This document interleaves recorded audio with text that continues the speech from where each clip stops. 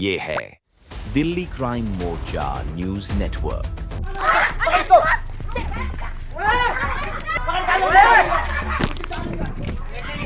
भाई क्या कर रहा है? कैसे रहा था? तू दिखाया।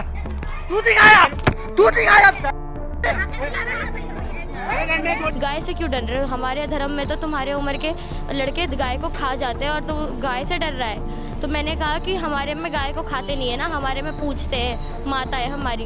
तो वो कह रहा अच्छा गाय माता है तो सांड क्या बाप है तुम लोगों का? बच्चे मेरे शिफ्टिंग करवाने आए हैं, इन्हें मत मारो। इतने में मेरी बेटी वीडियो बना रही थी तो वो जो हिना अंसारी है वो आके मेरी बेटी से फोन छीनने लगे, तू वीडियो बनाएगी करके, और मेरी बेटी के बाल पकड़ के उसको पेट में लात मारने लग गई। वो कहता हमारी गौ माता को खाएगा। अरे तू सुअर खा लेना, सुअर खाने में शर्म लगती है। मैं लड़ाई में नहीं कर रही थी, मतलब मैं मार नहीं रही थी, मैं बचाने गई थी। तो उसी में मुझे इनके बेटे ने गलत तरीके से टच किया है, मतलब कपड़े वगैरह खींचे हैं। उसके बाद फिर कपड़े वगैरह खींच के फिर साइड हट जा रहा है कि मेरा नाम ना आए, मैं दिखूँ ना वीडियो में। मुसलमान फैमिली को ये मौसी बोलते थे, लेकिन वही चीज़ हो गई कि मेरा वाला पड़ोसी ऐसा नहीं, और सबके पड़ोसी ये मोमडन लोग ऐसे ही होते हैं। वही चीज़ आज निकल के आई है। तो मैं तो यही कहता हूँ, इनसे भाईचारा और इनसे कोई रिश्तेदारी मत बनाओ, नहीं तो ऐसे ही फंस जाओगे। आज इनके साथ हुआ, कल किसी और के साथ होगा। अब हम क्या अपना ही घर इन जिहादी के डर से छोड़ के भाग जाए, या बेटियों को बुरखे में घर में बैठा दे? पहले इनकी लड़की को टॉर्चर करा जा रहा था कि मेरे से सेटिंग कर, ये कर, अपने जाल में फंसाने का। ये लव जिहाद और धर्म परिवर्तन का केस है। ये टोटल धर्म परिवर्तन और लव जिहाद का एंगल है ये, जो पुलिस जांच करेगी तो वही चीज़ निकलेंगी। इन लोगों का, इनका रिकॉर्ड सही नहीं है। नमस्कार, जय हिंद। आप देख रहे हैं दिल्ली क्राइम मोर्चा। मेरी मौजूदगी इस वक्त राजधानी दिल्ली के बुद्ध विहार थाने के बारे में मौजूद हूँ, और आप समझिए यहाँ पर एक बार फिर से दिल्ली पुलिस किस प्रकार काम करती है, किस प्रकार दिल्ली पुलिस का जो नारा है शांति, सेवा और न्याय, उसका उल्लंघन होते हुए यहाँ पर नज़र आ रहा है। मैं आपको बता दूँ, मेरे पीछे जो आप ये परिवार देख रहे हैं, इस परिवार के घर के सामने, ये चूँकि हिंदू फैमिली है और इस परिवार के सामने एक मुस्लिम फैमिली रहती है, उनके ऊपर ये आरोप लग रहे हैं कि महज कुछ मामूली बात को लेकर पूरे परिवार के ऊपर जानलेवा तरीके से हमला किया जाता है। उसकी वीडियो आप स्क्रीन पर लगातार देख रहे होंगे, किस प्रकार जो है बच्चियों को, महिलाओं को मारा जा रहा है, और वो भी लड़कों के द्वारा। नाबालिग बच्चियां भी इसमें शामिल हैं जिनको मारा गया है। आपको जानकर हैरानी होगी कि नाबालिग बच्ची ये आरोप लगा रही हैं कि उनके कपड़ों पर भी, उनके निजी अंगों पर भी हाथ डाला गया, लेकिन उसके बावजूद आज कंप्लेन करे हुए लगभग जो है 3 से 4 दिन हो चुके हैं, और दिल्ली पुलिस आज जाकर उस परिवार का बयान लिख रही है। जब उन्होंने देखा है कि यहाँ पर मीडिया और तमाम संगठनों से जुड़े हुए लोग यहाँ पर आ रहे हैं, उसके बाद आज उस परिवार का बयान लिखा गया। 112 नंबर की कॉल आज से 3 से 4 दिन पहले हुई पड़ी है, MLC 3 से 4 दिन पहले कटी हुई है, लेकिन आज तक उस कंप्लेन नहीं लिखी गई, ना FIR लिखी गई। आज जाके कंप्लेन लिखी गई, और आज भी ये कहा जा रहा है लगभग ये लोग जो हैं 8-9 घंटे से थाने के अंदर बैठे हुए हैं। आप समझिए किस प्रकार एक पीड़ित परिवार दिल्ली पुलिस से न्याय की उम्मीद लगा सकता है। आइए मैं परिवार के लोगों से बात करता हूँ और जानता हूँ कि पूरा मामला क्या था। क्या नाम है आपका? चंचल दत्ता। कहाँ पर रहती हैं आप लोग, किस जगह मैं सेक्टर 24 जय कॉलोनी। कब से रह रही हैं यहाँ पर?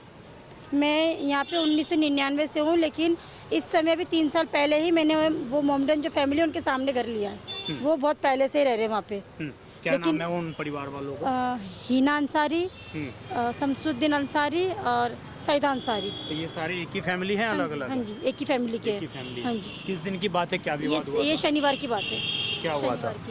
शनिवार को कुछ भी नहीं था, छोटा मोटा, मतलब वही था कि मेरा जो अपना मकान था उसमें काम चल रहा था।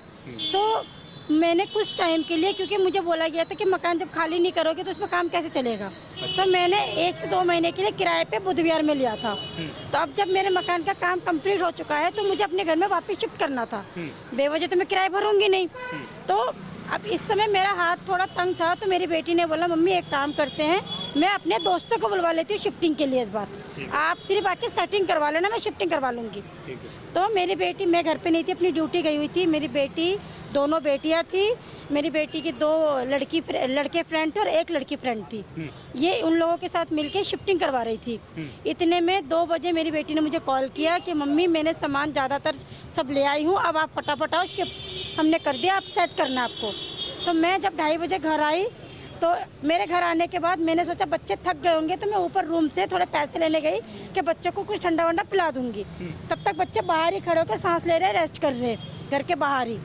तो इतने में उनकी जो हमारे पड़ोसन है मोमडन, वो आई चिल्लाते हुए आए, आके मेरे को बुला रही है। मैं ऊपर से भगते हुए आई, क्या हो गया क्या हो गया। कह रहे कि लड़के क्यों बुलवाए। तो मैंने कहा, मैं आराम से बोली कि दीदी मेरे घर में शिफ्टिंग का काम चल रहा है, इसलिए मेरे बच्चों के फ्रेंड वगैरह आए हुए। कह रहे इस गली में लड़के नहीं आएंगे, तेरी लड़कियां लड़कों को बुलवा के धंधा करवाती है, ये करती है वो करती है, मतलब बहुत गंदा गंदा वर्ड इस्तेमाल कर रही है, जो कि मैं रिपीट भी नहीं कर सकती हूँ। इसके बाद मेरी बेटी चुपचाप बैठी है, तो मेरी बेटी को आके धक्का मार मार के पूछती है, नागिन सब कुछ करवा के अब चुपचाप से सुन रही है। तो इसने जवाब दिया कि मौसी हम लोग तो रिस्पेक्ट कर रहे हैं, कहते हैं उनको। हाँ जी। मेरी बेटी ने जवाब दिया, मौसी मैं चुप रहूँगी तो भी आपको प्रॉब्लम है, मैं कुछ बोलूँगी तो भी आपको प्रॉब्लम है, तो आप लोग क्या चाहते हो। इतने में बच्चे घर गए हुए थे, 1 घंटे बाद वापिस आए जिन्होंने शिफ्ट किया था सामान सारा मेरा, कि उनको मैंने उनको बोला था बेटा 1 घंटे बाद तुम लोग नहा धो के, मतलब उनके कपड़े वगैरह गंदे हो चुके थे शिफ्टिंग के चक्कर में, मैं तब तक कुछ मंगवा के तुम लोग को खिला पिला दूंगी। तो वो बच्चे आए तो बाहर गली के बाहर 2-4 बंदों को देखा, तो उन बच्चों ने आके सिर्फ इतना पूछा कि निधि क्या बात है, इतने लोग क्यों हैं। उन लोगों ने किसी और लोगों को भी बुला लिया, मतलब अपने परिवार वालों को, मुस्लिम वालों ने। तो वो बच्चों ने सिर्फ इतना ही आके पूछा कि निधि क्या बात है, यहाँ पे भीड़ क्यों है, क्योंकि हमारी कहा सुनी चल रही थी। तो मेरी बेटी ने बोला कुछ नहीं हुआ भाई, तुम लोग ऊपर चलो। इतने में सबको एक एक को घसीट के मारने लग गए बेवजह, कि तुम लोगों ने गुंडे बुलवाए, यहाँ पे गुंडे बुलवाए मारपीट करने के लिए। जबकि मेरे पास एक एक चीज़ का प्रूफ है, कोई बच्चा नहीं लड़ रहा। पहले जब उन्होंने बच्चों को मारने लगे तो मैं जाके सबके आगे हाथ पैर जोड़ रही हूँ कि ये बच्चे मेरे शिफ्टिंग करवाने आए हैं, इन्हें मत मारो, इन्हें मत मारो। इतने में मेरी बेटी वीडियो बना रही थी, तो वो जो हिना अंसारी है वो आके मेरी बेटी से फ़ोन छीनने लगे, तू वीडियो बनाएगी करके, और मेरी बेटी के बाल पकड़ के उसको पेट में लात ही लात मारने लग गई। ये हिना ने मारा है? हाँ जी, हिना अंसारी ने। लड़के भी शामिल? हाँ, उनका बेटा शमसुद्दीन अंसारी भी उसमें था, उसने भी मारा है आपकी बेटी? हाँ जी, और एक मोमडन लड़का और भी था, उसने भी मारा है मेरी बेटी को, और इसका हमारे पास पूरा प्रूफ है, वीडियोस है सारा। और लड़की के निजी अंगों पर भी? हाँ जी, मेरी जो 15 साल की लड़की जब अपनी बड़ी बहन को मार खाते हुए देखी तो वो छुड़वाने गई, तो इसको भी पकड़ लिया। उन लड़कों ने बदतमीजी करी, इसके कपड़े वगैरह पकड़ के खींचातानी करी है, और इसके भी उल्टे सीधे जगह पे हाथ लगाए।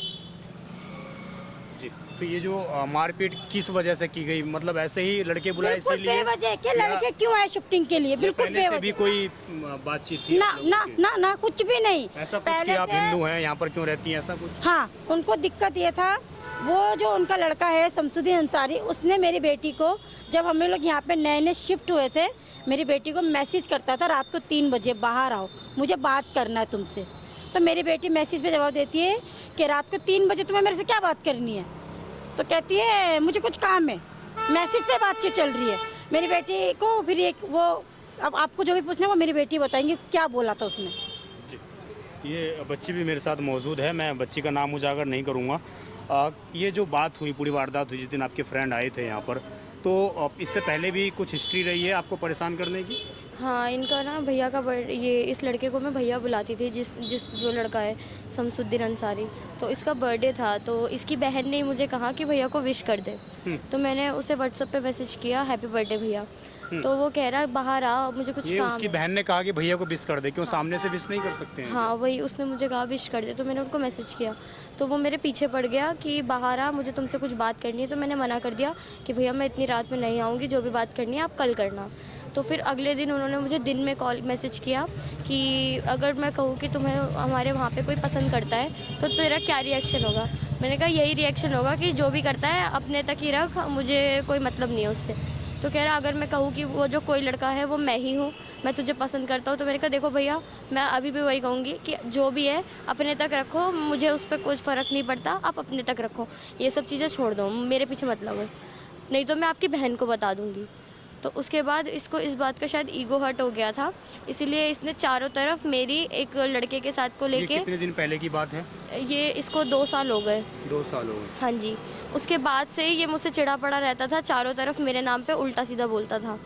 ये तब से ही चिढ़ा हुआ था। इसकी फैमिली भी मुझसे लड़ती थी, उठते बैठते कमेंट पास करते थे, हिंदू मुस्लिम को लेके कमेंट पास करते थे। किस तरह के कमेंट?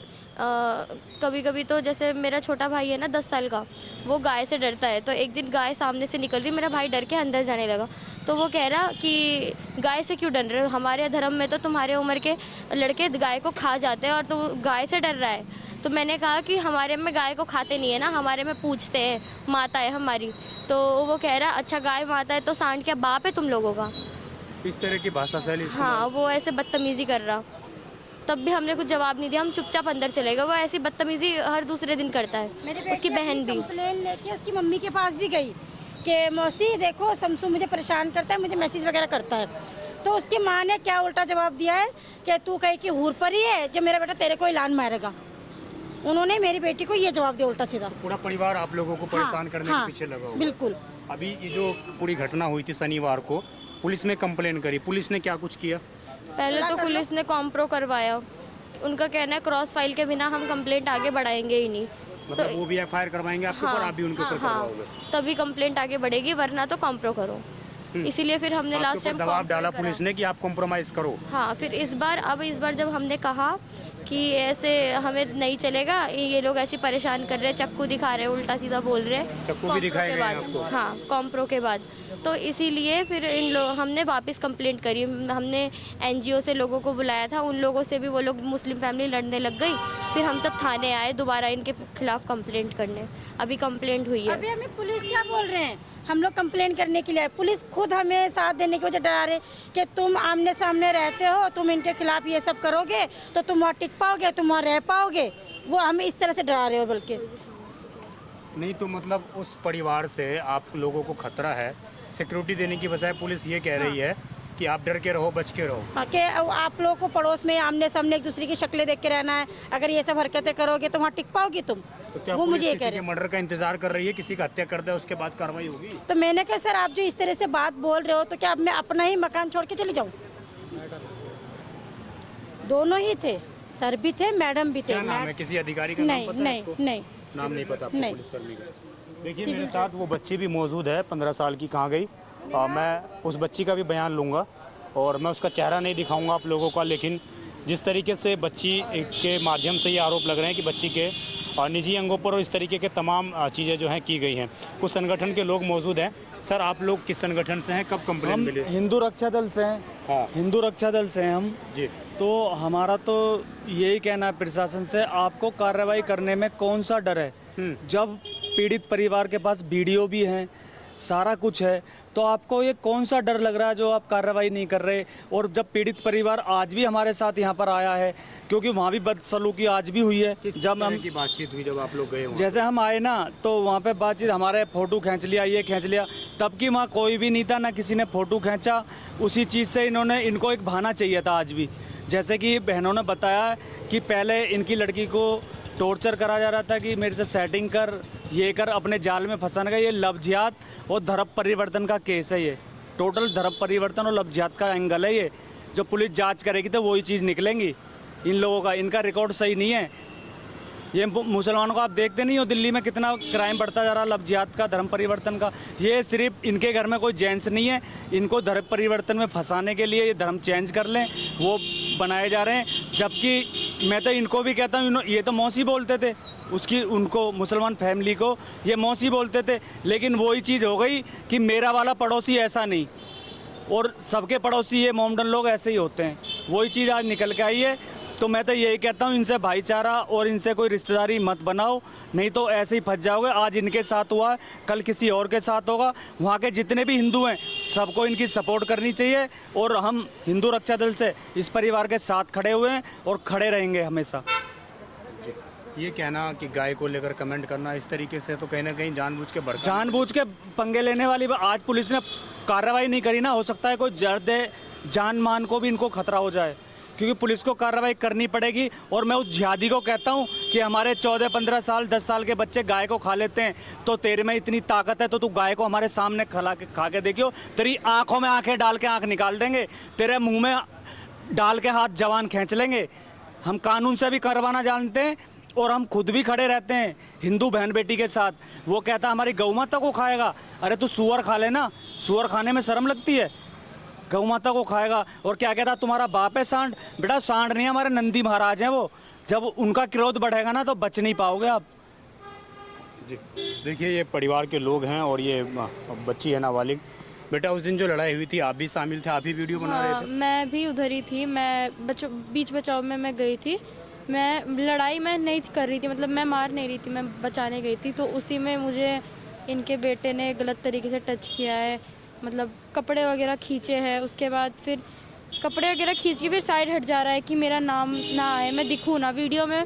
वो जानबूझ के वीडियो हम लोग ऑन कर रहे हैं। थप्पड़ मारता हुआ दिख रहा है वो। हाँ, हम लोग वीडियो ऑन कर रहे हैं, उनका बेटा छेड़ रहा है और हम लोग वीडियो ऑन कर रहे हैं, तो उनकी माँ के हमारा कैमरा पकड़ के खींच ले रही है और हमारा हाथ ये वाथ सारी नोच रही है। बयानें पुलिस को उस दिन बताई थी जिस दिन शनिवार को? हमने A to Z सब हमने पुलिस को बताया, लेकिन कोई कार्रवाई नहीं हुई।